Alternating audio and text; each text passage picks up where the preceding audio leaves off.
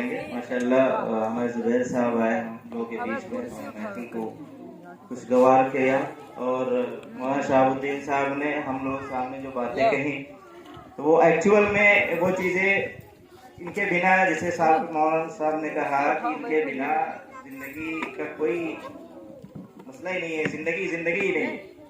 अगर हमारे अंदर एजुकेशन नहीं है या हमारे अंदर इल्म नहीं है तो हमारी जिंदगी का जीना हम नहीं कह सकते उसको। क्योंकि अब इसको थोड़ा से हम अपने 2-3 सवालों के बाद अपनी मेहनत को, अपने मदरसे की कारगुजारी आपके सामने पेश करना चाहते हैं। क्योंकि हमें ये चीज़ तब पता चलती है कि किसी इंसान ने अगर हमसे कहा होता है कि इल्म सीखो या पढ़ो लिखो, तो हमें लगता है कि इनके इल्म में कुछ कमी है, ये हमसे ऐसे ही कह रहे हैं, उनकी बात का हम ना मानते। लेकिन जब मैंने मुताला किया, थोड़ा पढ़ा, तो कुरान की पहली आयत हमें जो मिली वो इक़रा की। तो अब कुरान तो किसी इंसान ने नहीं कहा, तो सब ने जानते हैं कि ये अल्लाह का कलाम है। कुरान का एक एक लफ्ज जो है ये अल्लाह का कलाम है, तो अल्लाह ने कहा।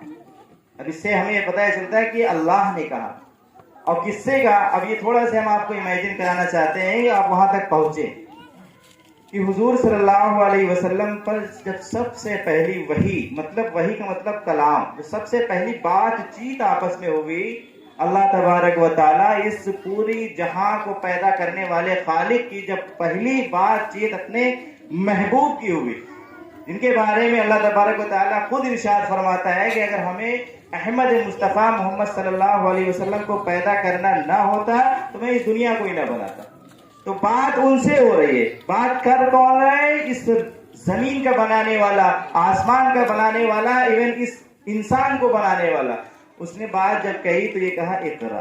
अब ये पता चला, यहां से हमें पता चल जाती इक़रा, पढ़, इसके आगे कोई चीज नहीं। मतलब किसी चीज की अगर हम शुरुआत करेंगे, अगर उसके बारे में हमें नॉलेज नहीं होगी तो वो चीज हम अधूरा हमारा ज्ञान होगा, उससे कोई बेनिफिट नहीं होगा।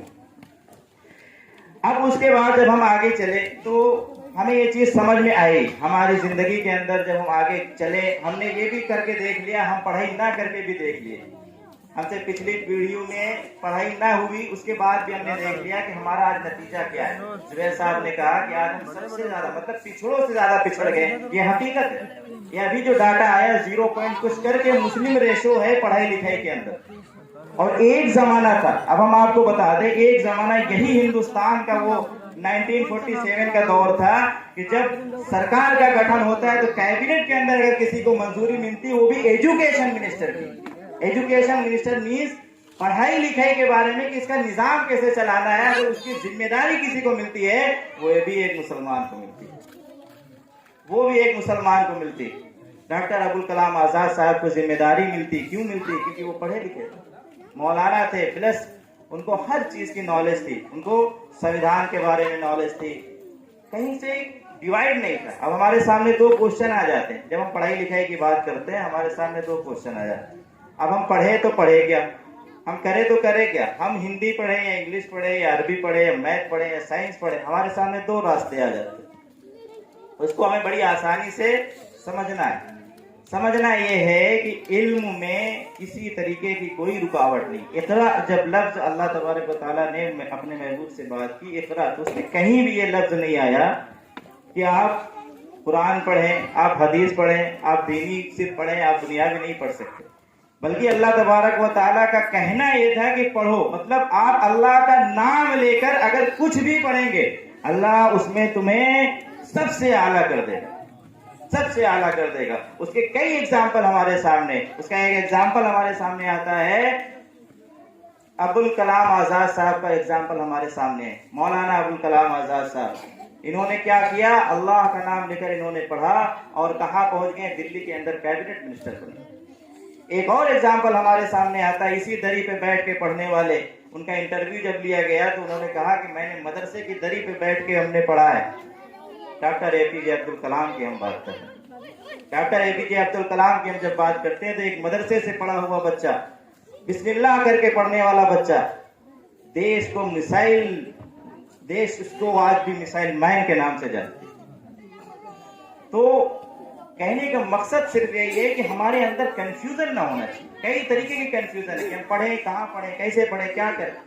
तो बहुत सी कंफ्यूजन को हम दरकिनार करते हुए आगे पढ़ेंगे और कोई भी इल्म हमको मिलेगा। इंग्लिश का इल्म हमें पढ़ना है, इंग्लिश के बाद अगर हमें सीखना है, बिस्मिल्लाह करके हम इंग्लिश को आगे बढ़ेंगे। अल्लाह हमारी इसमें मदद करेगा और हम इंशाअल्लाह सबसे आगे निकल के उसमें हम अपने हुनर को दिखाएंगे।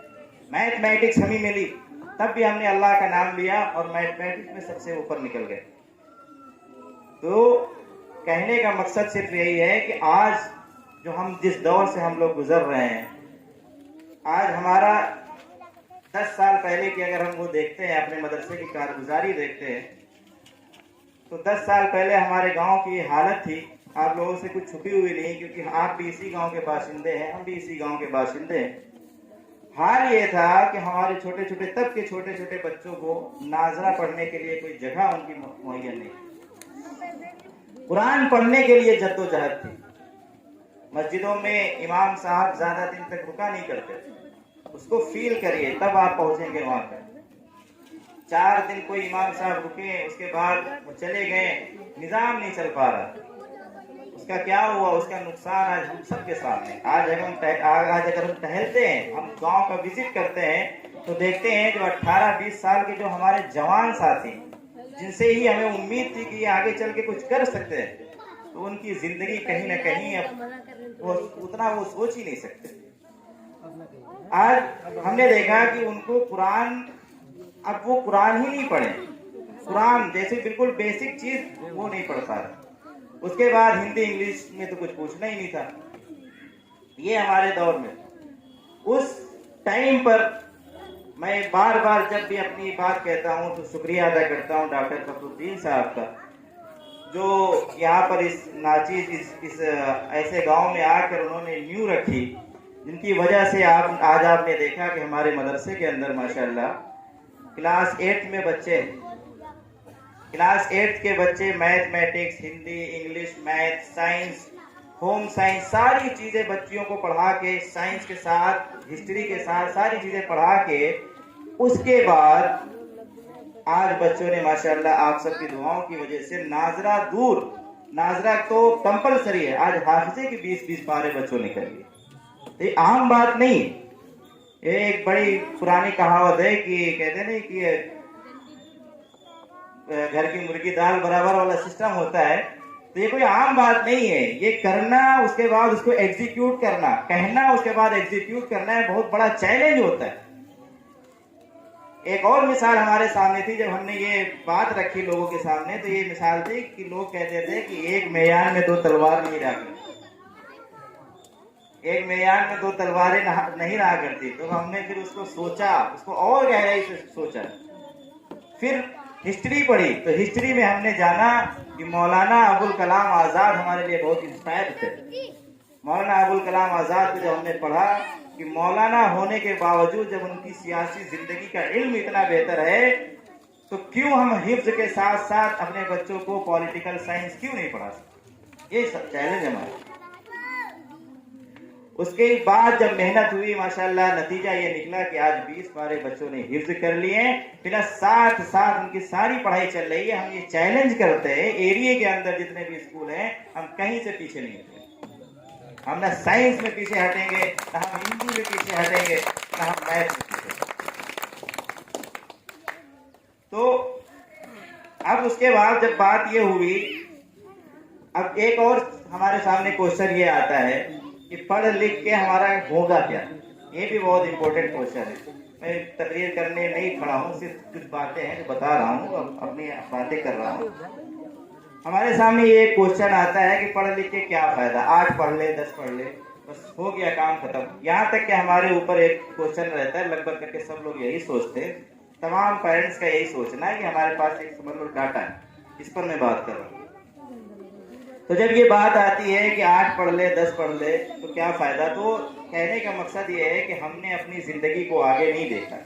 हम 2 साल बाद क्या होने वाले हैं, हमारा फ्यूचर क्या होने वाला है, कैसे होने वाला है, हम अपने फ्यूचर में कैसे रोशनी ला सकते हैं, हम अपने फ्यूचर को कैसे बेहतर करा सकते हैं। तो इसका सबसे पहला जो पहलू है, सबसे पहला स्टेज हम बोल सकते हैं, वो है अब अगर इस दौर के अंदर, जुबैर भाई हमारे सामने बैठे हैं, अगर इस दौर की मैं बात कर रहा हूं, अगर बंदे ने ग्रेजुएशन नहीं किया है, ग्रेजुएशन अगर बंदे ने नहीं किया है तो उसका कोई फायदा नहीं। और ग्रेजुएशन का मतलब अब न्यू हो चुकी है। पहले थी एक कक्षा 8 एक न्यू थी कि आप छोड़ दें, उसके बाद फिर पढ़ना चालू करें, फिर आप हाई स्कूल इंटर कर लें, फिर आप कामयाब हो जाएं। लेकिन अब क्या हो चुका है, अब हमारी ग्रेजुएशन न्यू हो चुकी। ग्रेजुएशन के बाद हम कोई भी काम करें, बिजनेस करें, किसी भी हुनर को सीखें, लेकिन हमारे लिए ग्रेजुएशन जरूरी है, क्योंकि ग्रेजुएशन के बाद ही हम LLB कर सकते हैं, वकील बन सकते हैं। ग्रेजुएशन के बाद ही हम BSc कर सकते हैं, हम एग्रीकल्चर में जा सकते हैं, हम BSc करके डॉक्टर बन सकते हैं। हमारी लाइनें जो खुलती हैं वो ग्रेजुएशन के बाद खुलती हैं। अब हम अपने आप को ही नहीं जानते हैं कि हम कहाँ तक पढ़ेंगे, हमें क्या करना है। पिछली जो हमारी गलतियां होंगी, हम उनसे सीख के जब आगे बढ़ेंगे तभी हमारा कल अच्छा हो।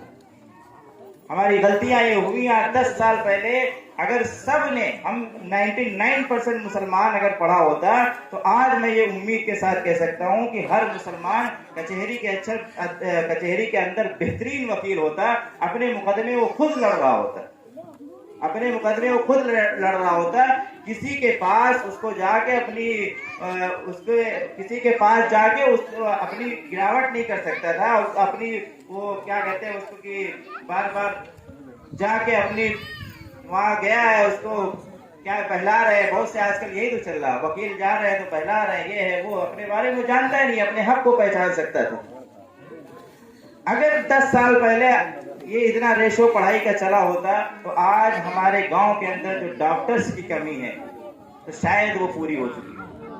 आज हमारे गांव के अंदर जो डॉक्टर्स की कमी हम पाते हैं, हमें कोई भी थोड़ी ऊपर बीमारी हुई वैसे हमें कहीं और लेके भागना पड़ता है।